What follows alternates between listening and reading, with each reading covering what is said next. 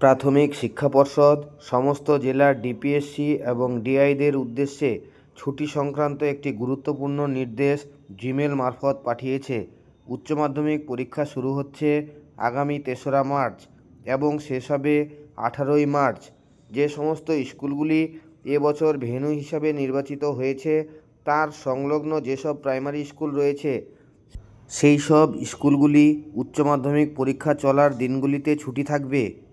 উচ্চ মাধ্যমিক পরীক্ষা হবে মার্চ মাসের ৩ তারিখ, ৪ তারিখ, ৫ তারিখ, ৬ তারিখ, ৭ তারিখ, ৮ তারিখ, ১০ তারিখ, ১১ তারিখ, ১৩ তারিখ, ১৭ তারিখ এবং ১৮ তারিখ।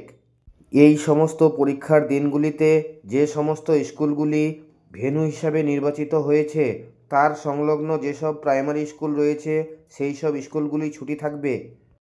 যে কোনো আপডেট আসলে আমি আপনাদের শেয়ার করি। ভালো লাগলে লাইক দেবেন, শেয়ার করবেন।